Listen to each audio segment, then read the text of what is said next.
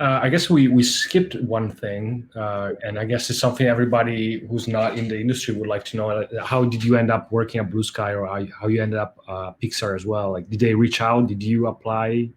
How did Yeah, that work? when I so I applied to a Pixar internship when I was at Cal Arts, both my first year and my second year, and I didn't get in twice.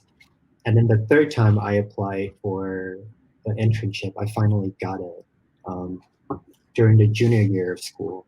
Did you get feedback those first two times? Did you get feedback on your on how close you were to getting it, or I was told that was I was a finalist, but um,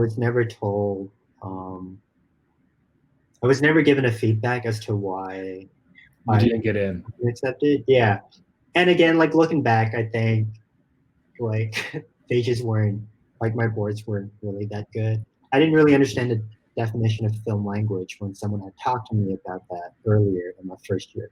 Because I applied to Disney too, and I got rejected. And the recruiter at the time had told me that I needed to understand film language because that wasn't present in my boards. And I didn't know what that was. I didn't understand what film language was. Um, so I Now that you looking back, do you think they meant cinematography or what, or like the way Yeah, you I cut? think that definitely like cinematography, like understanding like the basics of like film language and like visual narrative and everything that ties into what we're doing now as storyboard artists. So my third time when I applied to Pixar, I finally got in because I think I worked super hard to implement all of that over the years. And I don't think I was perfect. I did the best I could, and I was really thankful that I got accepted into the internship. And then I went back to school my senior year, and during, I think it might have been around the spring semester of my senior year, was when Blue Sky actually reached out. And this was even before I had even completed my film. Like I was just going right into making my film at the time. And Blue Sky actually reached out and asked if, they reached out to my friends and I, Seth Boyden and John Kim, who, are both amazing board artists who are doing amazing things right now. And they reached out to us if we were interested in taking up the apprenticeship program at Blue Sky after we graduated. And at the time, I was in my senior year, and to have been offered a job seemed like an amazing thing to me because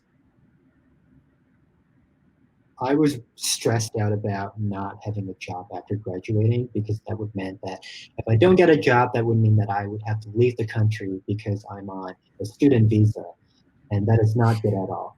So really, for me, it was like clutching onto any opportunities that I can get that could guarantee me a job and guarantee that I could stay in this country. So when they reached out to me, I remember just having a conversation with, my friends at the time, John and Seth, and say, hey, like, what do y'all think about this? And to me at the time, it was really just like, if I get to stay in this country, and if I get to, work at Blue Sky, like at the time, I was just amazed that any studio would want to hire me. And until that point, you never had contact with anyone at Blue Sky. You never met anyone. I I think I had approached I forget. I think I had always been in contact with the recruiters at Blue Sky.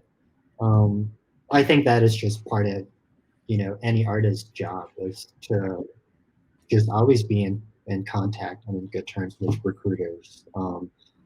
And I But think, but that was it. Like you didn't know anyone in the story department. Because like for example, the way I got my trainee at Blue Sky was through Adam. Like I met Adam at CTN, um, the head of story. yeah, And I didn't know who he was, and then he like I reached out to him in like 6 months later, and he was like, "Oh, actually, we're doing the trainee program. I'm like, would you like to would you like me to propose your name to the team?" wow, well, that's amazing.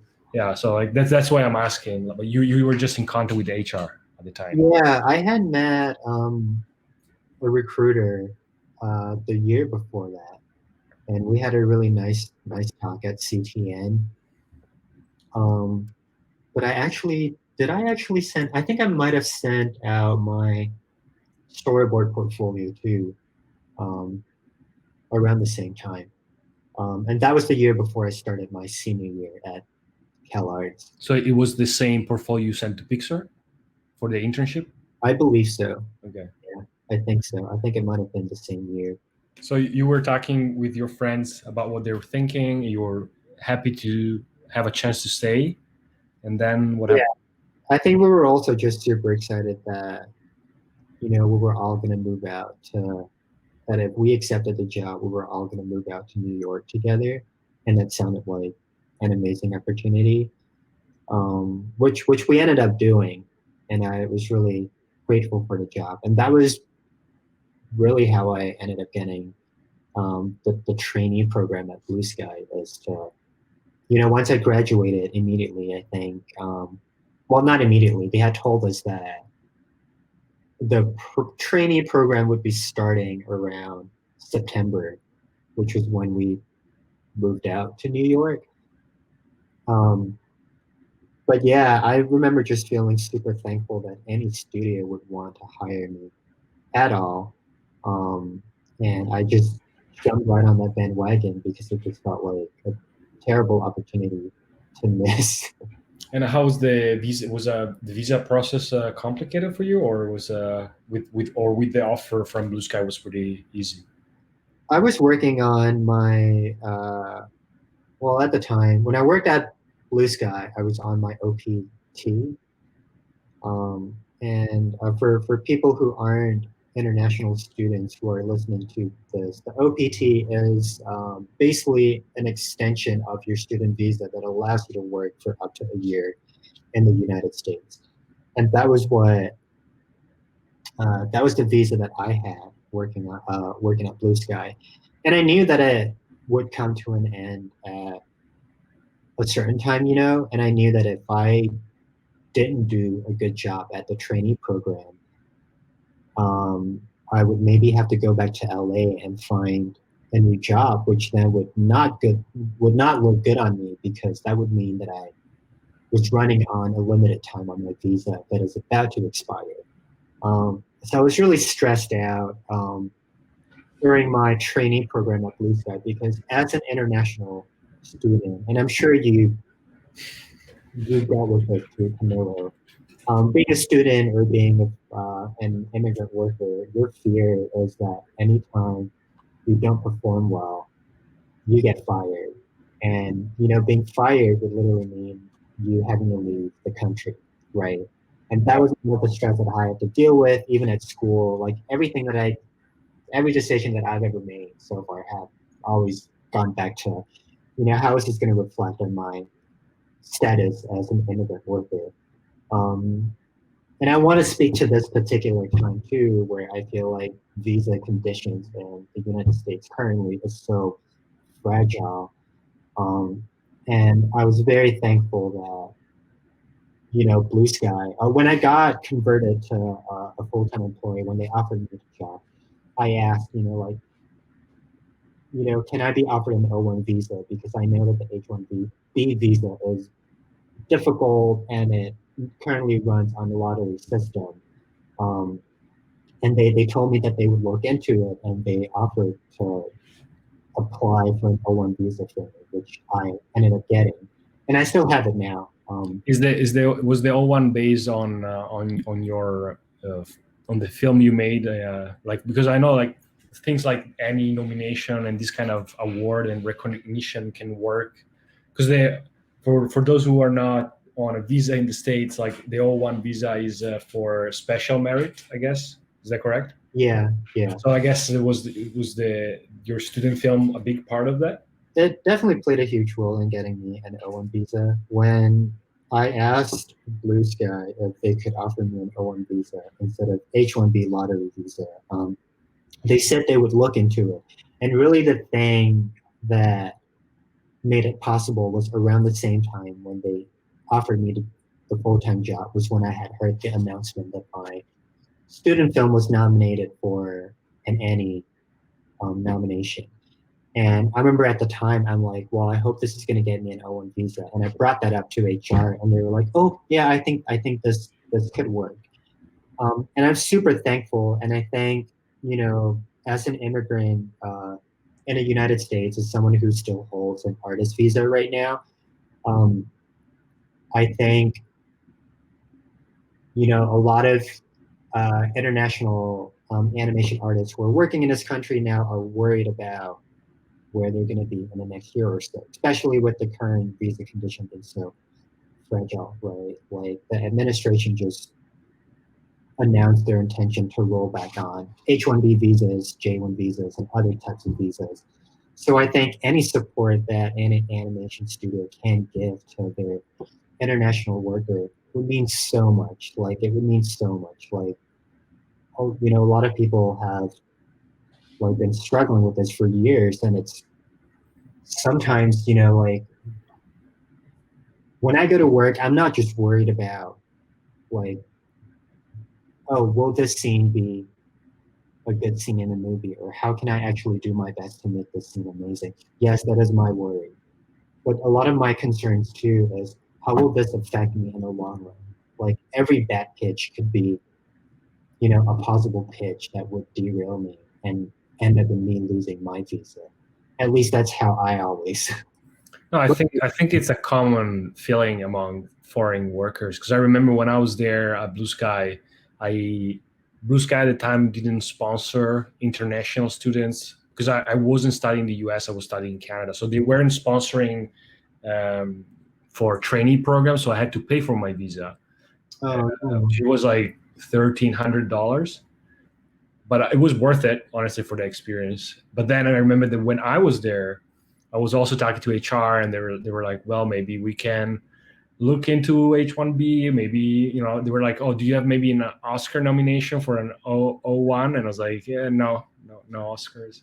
Well, they were joking, of course, but but then also I remember before moving to New York, before moving for Blue Sky, I met the person that then will become my wife. And I remember, and she's Italian, but she was like in Canada with a study permit. And I remember we had this conversation that we were like, like she moved to New York to be with me. But then we were like, well, if Blue Sky sponsors me, she couldn't stay because we weren't married. She could stay as a tourist for 3 months. And then we were like, well, if we get married, well, even in that case, we found out that if I got like a certain type of visa, she couldn't work. And so it was like, there was all this thought. And I remember like, I was very stressful at Blue Sky for that reason. And I think it showed sometimes, because even when I was talking to HR, I think I never gave the vibe that I wanted to stay, because I had all this thought and all these doubts. And also I had like a work permit for 3 years in Canada. And so at the same time, I was thinking, like they gave me this work permit because I studied in Canada. If I go back, probably I can become Canadian eventually. Yeah. But if I stay at Blue Sky, I don't have they cannot guarantee I'm going to be in this country as long as I need to become American. And then I'm going to lose my chance in Canada. And I had all this thought, and like it really does drain energy out of you on the long run, I think. Totally, I agree. There's a lot of baggage and weight that is on your shoulders that I feel like they're invisible to your American or Canadian counterpart.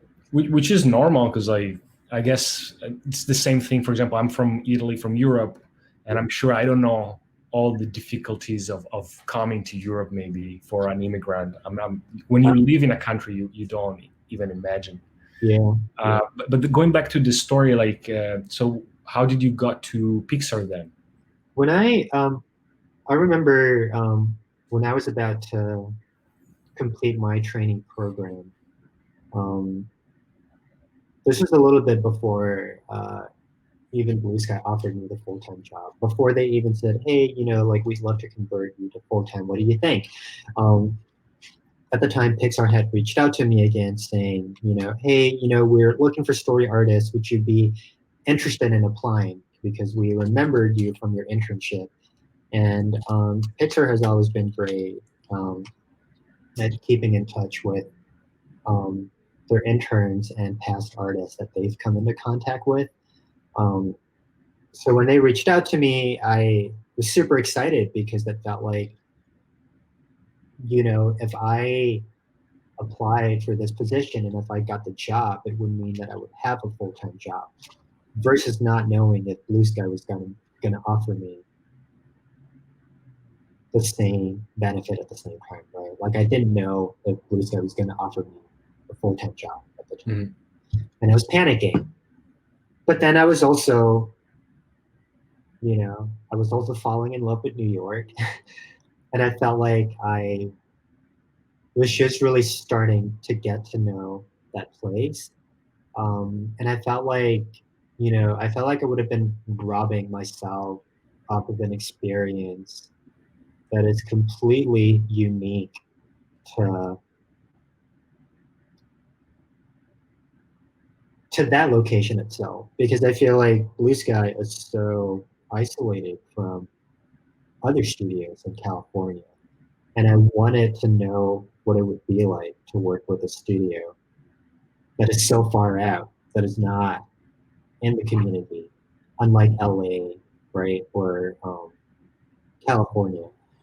So I remember going, you know what, maybe I should, even if I'm not sure where this is going to lead, I feel like I owe it to myself to at least know what it's like to work um, out here in the East Coast, because that's not something that I have been exposed to a lot. That's not something that I hear people talk about a lot, right? A lot of times when people talk about the animation scene, it's largely California, largely LA, the Los Angeles animation scene, Burbank. Um, and I like the idea of that, but I also like the idea of knowing what it would be like to be working in the animation scene out in New York. Um, so I remember telling Pixar at the time, saying, "Oh, I would really appreciate this like email, but I think I might try to stay a little longer to just give myself a chance to experience,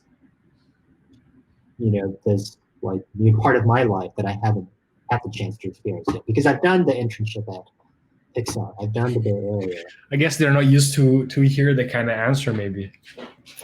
Oh no, they were completely, like they were super understanding. And I told them stuff that I told them that I wanted to keep in touch with them, because I was still very much interested in that offer, but I was also interested in just experiencing New York, and I felt like I had just moved there, and I didn't want to just leave without the exposure to the community, city, and everything. Um, so I told them, oh, I'd love to just maybe take some time to just be out here for a while. And then a couple years later, it might have been, well, more like a year and a half later, they reached out to me again, asking asking if I would be interested in applying for a position. And at the time, I had been in New York for about almost 2 years, and I really enjoyed working with the people at Blue Sky, and I enjoy like meeting new friends and like having a whole community that I feel comfortable with now. But I was also increasingly feeling like I'm missing out um, on the animation scene out in the West Coast, because the past 2 years have just been me catching up with my friends on the phone and hearing about all the exciting things that are happening out in California, and I'm not with them, which is part of the experience, and I would never trade uh, anything for that, because I did enjoy New York, and I did enjoy working with Blue Sky, and making friends and everything. But I also felt like, I feel like I've given myself the chance to experience what I want to experience here, and maybe it's time for me To to move change. out to Yeah. like the West Coast. And I also felt like I wasn't sure if Pixar would continue being interested and reaching out to me. And I felt like I just didn't want to pass up that opportunity. So I just told them, yes, I'm going to apply. Here's my portfolio. And I remember staying up late too. And it felt like it was a little bit like my time working at Rhythm and Hues when I was applying for my CalArts portfolio. And I would be working at Blue Sky, and I would have like a 9 to 5 job, and then I would come back and work on my Pixar portfolio. And I did that for a week and a half, I think. And I sent them. So like you had to apply, like they asked you to apply, so you had to create a portfolio. Like they reach out, but you still had to create a portfolio. Yeah, I think when they reached out to me, they said that they had remembered my portfolio from years ago, and they asked if I would be interested in applying for the position. So I think it's more of, you know, more of like a procedural thing where you have to go on their website and apply for a position and submit an application. Or I think I remembered that being a thing, or maybe not, or maybe it was just like are you interested or not? But I remember feeling like, oh my goodness, like I have not updated my portfolio in So years. you created a new portfolio pretty much. So I created a new portfolio and updated. And it was all personal work. You didn't put anything from like Ferdinand, for example. It was just like new stuff. Yeah, it was personal work. It was non-studio work related, and I sent it out to them because I wasn't sure what old portfolio that they were looking at, because they had told me that, oh, one of our head of stories here had seen your portfolio, and we're wondering if you'd be interested in, like chatting with us. And I don't remember what that portfolio was, and I felt like maybe I should be updating it because I didn't want my old portfolio to jeopardize my chance of getting the job. So I updated it anyway, and then I sent it to them, and they looked at it and they said, "Thank you. Would you be interested in, an interview?" And I said, "Yeah." Nice story. So how do you feel, like after all this experience, how do you feel um, your storytelling has evolved since you graduated? Like, do you feel like the way you storyboard has changed a lot? And maybe looking back, what would be your suggestion to the younger you? Like like if you could talk to the younger you, what would you tell him to focus on or study? Or what do you feel you didn't understand at the beginning of all this professional career? I think for me, looking back at it now, I felt like my um, I think a lot of my approach to storyboarding prior to this has always been like when I went to CalArts and everything, and including the first year of me coming out to work in the industry, has always been, will this appeal to my directors or will this appeal to the industry? And I've always viewed that from the lens that is a super, I would say, from like a white American lens, where I always viewed filmmaking from a super white male American lens, where I'm like, does this look like the films that have been shown to me before? Like, do the work that I'm putting out there, do they reflect the films that were being taught to me and film courses and yada, yada, yada? Because they have to. And if they don't, then I'm probably not going to get a job in the industry. And I think that definitely was my struggle as an immigrant artist working in this country so far. Is It was definitely difficult for me to see any other possibility than to just produce work that reflects um, to reflect the films that we've grown up watching, right? And then for me, after a while, I just realized that, like I feel like there's other types of films out there that are super amazing. My fourth year at CalArts, we had an amazing film history teacher called Gary Mayers, and he had shown us all these amazing films, foreign films, and one of them being The Only Son by Yasujiro Ozu. And I think it was that time when I realized Like I feel like there's so many more artists out there that are unknown to American audiences and like to global audiences in general. Like I feel like um, I would love to bring like more foreign voices into like the industry. Like I feel like as much as I love films that were taught to me in film history classes and everything, I feel like they're great, but I feel like as we move forward in the industry and in society, we're we're constantly seeing like more influx of like uh, richer diversity and voices and the artists that are the makeup of the animation industry. Like I feel like we want to see more people of color in the industry. We want to see more minorities in the industry, and I think while there are a few minorities in the industry, like I feel like their voices still aren't being heard. And I think one of the reasons why is because I feel like we're so used to seeing ourselves not represented on screen that a lot of the stories that we tell, even as an immigrant, sometimes it feels like I'm shutting out a part of me just so that I can keep my job in this industry.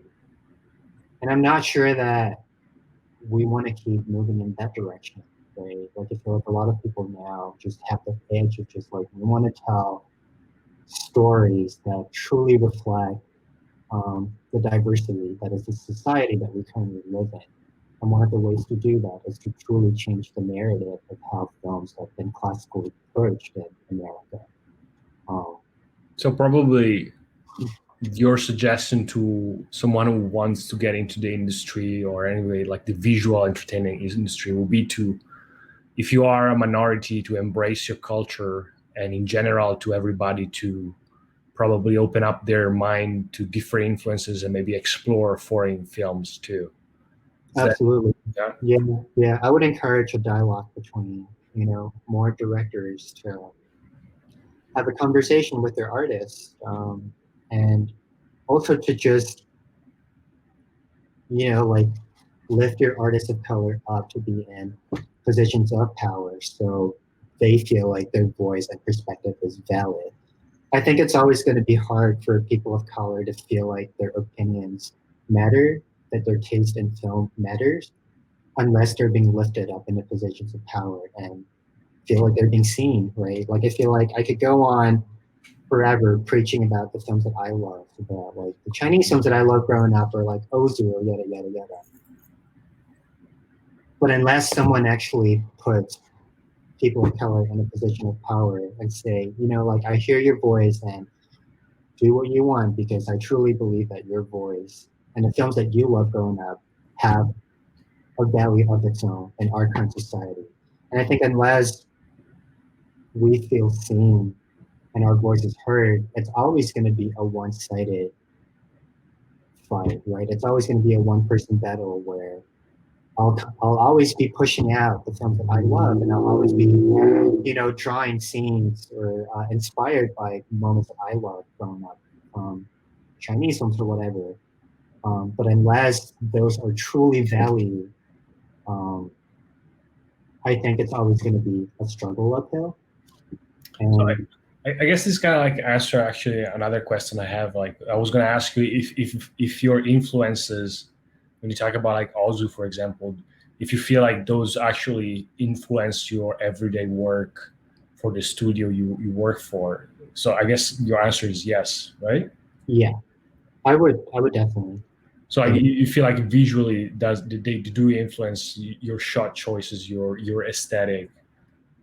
yeah, they definitely do. I think even from just like going beyond the visual choices, I think it's like structure, like how we approach stories. I love Hirokazu Koreeda as well. He's the guy who made Shoplifters more recently, and then Still Walking from many years ago. And I've always just been interested in seeing how different those films are and how amazing and special and beautiful they are in their own way that it's rarely seen in American films. And understandably so. Like a lot of them have, they come from a different cultural context. So I think, um, it's really a matter of understanding why those films appeal to you as an individual, and how can you, there are a lot of people of color out there in animation studios right now who have like amazing taste in films that they rarely get to share. Um, and I think for me, at least, I try to bring as much as I can from these foreign films that I love. Um, and at Pixar, I would say that increasingly people have been showing like appreciation towards like films that are more diverse, and there definitely is a want and um, and need for people to just like have their voice heard. And do you feel like the films, books, or I don't know, comics that inspire you before coming to the US are different from the one that inspires you today? And if so, can you give us some examples of directors or movies or films, books that inspires you? Yeah, I would say one of the books that really helped me a lot when it comes to understanding story is really The Art of Dramatic Writing. That was one of the books that I really liked. And then there are a lot of, great books on film structure out there that you can read. And I think, you may find some of them to be helpful and some of them you might find to be helpful. But for me, the most helpful thing has always been, knowing which book works for you. And then on top of that, reading like all different kinds of books, right? Like reading nonfiction, reading fiction, um, reading self-help books or whatever, watching documentaries, yada yada yada. One of my favorite books is called The Peregrine by J.A. Baker, and it's basically about a guy who is completely obsessed with the life of the peregrine, and just completely absorbed by like the hourly activities of a peregrine, that he sees himself through the lens of a peregrine. And it's this intoxicating book that just like lifts you up and like transports you into a whole other world through the eyes of a peregrine. And I feel like stories like that, they're very rarely talked about in the classical approach of making, I don't know, animated films, because we're mostly talking about structures and everything. And sometimes I love just reading about books that break away from what we would typically talk about in like the animation industry, right? Like in meetings and whatnot. So I love just having like exposure to all kinds of different books, and even like reading articles, like, and really just being plugged in with what's happening in the world, right? Like politics and everything. And I think to just,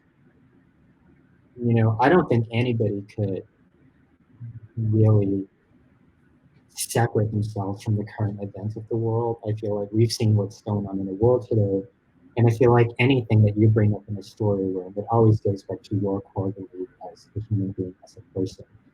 And I think, you have to have a voice in this meeting room, right? You have to have a voice. And I think your voice, like they should be informed by the world that you live in, and sometimes informed by the things that you don't see. And I think to really just be, and to have a voice at all, I just feel you have to be super plugged in with what's happening all around the world. And sometimes you don't get them through the news, right? Like you have to look at the news, you have to read a ton of books, you have to have conversations. But I think it all starts with just, really being in the present and being observant of everything. I guess like the thing that I also was wondering, do you feel that your taste has changed a lot since you moved to the US? Like before coming here for CalArts, do you feel like you had a different point of view on the world, maybe? Mm. Or do you think, or do you feel like you stay consistent to who you were before this whole experience. It's interesting. I think my Because I can tell you, for example, that in my experience, I am not the same person I was before coming here. yeah, Especially considering that, like, for example, I don't know. For example, like Italy is extremely white for obvious reason. We do have immigration, but like until the recent years, it wasn't that high. Like since I moved to Canada, it's quite different now. But when I was a kid, it's like all white people. And then coming here and having all these diverse classmates just made me aware of a world that I didn't even consider. And I remember there was one class, one elective actually. In Canada, I don't know in the US, but in Canada you have to take electives when you're in college, which are classes that are not related to your course of study. So they were like anthropology and all this kind of stuff. And I took a class and they were talking about how about representation in films. And and then I remember I was doing my portfolio for the one that actually ended up being on the one who got me Blue Sky. Um, and I did this classroom. There's like a classroom, there was a teacher teaching or whatever. And then I stopped and I noticed that my classroom was all like white kids. There was no girls and there were no minority. And the only reason why I was aware of that is because I moved to a different country and I had this diverse community around me. And then I had this class that actually told me that. It was something that was already in my mind, but hearing it out, that made me so aware that when I look back at my portfolio, I was like, this is not the classroom I'm in right now. So definitely like this whole experience changed me a lot. And I feel like when I go back to Italy sometime, I notice the way that some of the people think is it almost irritates me.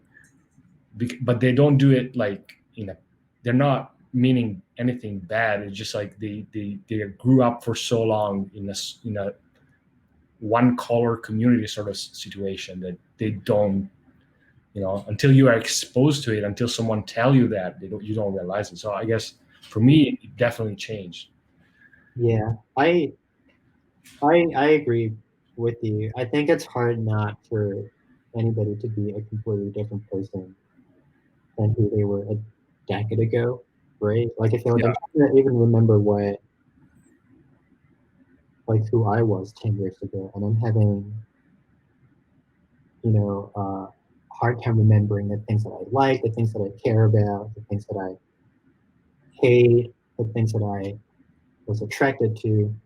Um, but I can definitely say that I feel like I know for a fact that in the past I wasn't super into like politics, and I knew for a fact that growing up I've never been interested in politics. I knew for a fact that when I first moved to the United States, I was never interested in politics. Like I didn't care about any of that at all, and certainly that was very ignorant and I think at some point you just realize that there is no such thing as being apolitical, right? Like you choosing not to be political. It's a political choice anyway. Yeah, you choosing to not talk about politics, you're being apolitical is because you may be the least unaffected um, by the system. Um, and I But realized that did that change your taste in film too? Like maybe probably you are more into like more, I don't know how to say that, but books and films with a stronger point of view on the world, maybe. it did, yeah. I remember the very first year I was at Cal Arts, one of the social classes that I took, we had to watch a documentary on Rodney King and the LA riot. And really, that was the first time where I had to sit down and write a paper about anything that is race related. Um, I never had to really ever sit down and analyze and write a paper about that before. And I remember that really made me think, like, oh my goodness, I was really ignorant, and I'm a terrible person. I think, and I just feel like even from that on, I don't think I was completely active in figuring out like ways I could be more helpful and like lifting up the world and like making the world a better place. And I think I was still trying to find my place in America. Like I felt like a lot was going on, and I didn't really know what my taste was really. Like I didn't know what kinds of stories people would want to hear. Like I felt like this is a time for me to just sit down and absorb and listen to what everybody is trying to show me. I'm new to America. I'm here to absorb what people are putting out there. And I don't think it was really until later in my time at Cal Arts when one of our teachers showed us the Battle of Algiers that, I'm constantly being made aware of all these films that have such a huge impact on our society and documenting so many things that I feel like we're not seeing on a day-to-day basis. And then it made me think, like, what are we doing in animation that is tackling the same thing, right?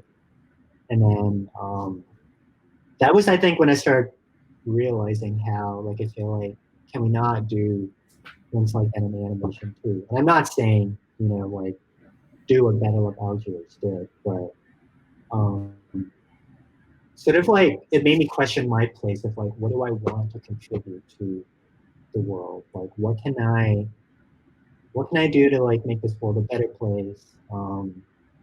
Like, what kinds of stories should I be telling? And I think it really made me prioritize the things that I feel like I want to focus on. Like, I started, to be more interested in um, like personal stories and like autobiographies. Like, there's this book called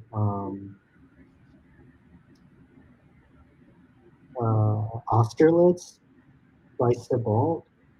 And What's the title? Austerlitz, it's spelled Austerlitz. And that's a historical semi-fiction. And it was really just great to me because it was like a non-linear narrative that talks about the experience of a 30-something-year-old guy, or he might have been 40-something, who lives in England, and he is trying to remember like little bits of memories of him as a little kid is coming back to him, and he remembers being put on a kinder transport to England from when he was in Belgium as a kid during World War II. And I remember just thinking like, oh, like I wish I could see more stories like that in animation, where we see the day-to-day struggles or um, like things that we rarely talk about in mainstream animation, I feel like. And do you feel this thought uh, influenced your senior film or not? That I actually read just maybe 2 years ago. But I think my senior year film, I was trying to really just channel all the things that I've loved growing up, like anime and like Chinese martial arts films, Miyazaki, and then also just trying to figure out like my place as an immigrant coming into this country, and sort of like dealing with like um, um, I don't know, like perspectives that people have towards like people who are different, like the animosity towards an outsider. And I think I was dealing with a lot of, like reading a lot of news about like hate crimes and everything. And I didn't think I was trying to be political or anything, but it was like, oh, like maybe start like, you know, tackling something that is different from what I've always been doing in my previous films. Like, don't know, ducks trying to get their Well, it definitely though brings Eastern, I don't know how to say that in English, but like an Eastern voice compared to a Western, more Western storytelling, maybe, right? So at least from that point of view, I feel like it's different from what you would normally see out of a Western animation school, maybe, especially Yeah, for that time, probably. But, yeah. I think I just wanted to do whatever I wanted to do, and it was fun to just lean in into making sort of like an anime inspired also, film. you had to find something that you really enjoyed to get like 6 minutes of film. Actually, about the 6 minutes, was your intention to do something long, or it just like happened to be that long? Like you started writing the story and then it came out to be six minutes. Yeah, I wasn't really thinking about the length, I guess. I I think at the time it was really more like, can I do this under a couple months? Which is the duration that we had to finish our film. Yeah, And that was was, it really hard? I guess 6 minutes is a lot. yeah. I think really it was more 5.5 minutes because there was like Oh yeah, the credits. credits that stayed for maybe 30 seconds. It was definitely hard because I don't think I've ever worked that hard in my life before. I still look back at that and I'm like, wow, that was crazy. I think I probably would die if I do that today. Um, it was really, really hard, yeah. But I'm super thankful because, I had friends who actually jumped in to help me color the film. And I had also worked with a really supportive team of people who were super supportive along the way. Um, yeah, like I had people who volunteered to come in and help me color the film at the very end, where I felt like I wasn't going to finish it at all. So, super thankful. So like last question, I guess, to wrap up. Do you have some dream goal you're still aiming for? Like would you like, for example, to be a director, or do you also? And the other thing, do you have maybe personal projects? Yeah, I definitely have been working on some personal projects. I think the idea of being a director today means something different to a lot of people, I feel. I think if I could just make my own short on the side, I would be happy as it is. I think Would you ever like to move to live action, maybe like a live action short, or do you love the animation medium and you just want to stick to it? I think I've been a little bit more open about that these years. I would love to shoot a live action documentary someday. I actually started writing one last year and asked if a friend would actually be one of the actors in there as well. It didn't work out because things got so busy and the priorities do shift when things get busy. But yeah, I would absolutely love to shoot a documentary someday, and I would not be opposed to writing a live action feature someday. I would love to just be as experimental as I can get. Is there anything you want to add at the end, or anything come to Mm, mind? Not, no, not really, unless you have any specific questions. No, But I wanted to ask if you would be open to working in other mediums too. I would love to move to live action eventually. Honestly, I always think about Martin Scorsese is my favorite director, and he always says that nowadays you just need to take a camera and start shooting something. And Yeah, so I started. I tried to think of the simplest short story I could make to make a short film, and then I wanted to be the actor because I was like, I don't want to impose over other people. So I want to make it super simple so that I don't need actors. Because before I ask someone to act, I want to show them that I did this.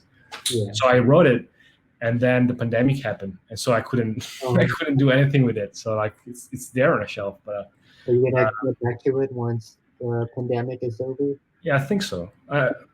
I mean, this YouTube thing takes a lot of time too. I always have like too many ideas, and I really enjoy this whole YouTube thing that is going on. Um, so if I have time, yeah, I would do that too, like the live action short. I just feel like that animation is often limited in the stories they can tell. Mm. Also, I don't completely agree. I had like an interview on Italian YouTube channel yesterday, and we were talking about it. I feel like I don't completely agree with this North American idea that to do something in animation, there must be something unique that you can do in animation.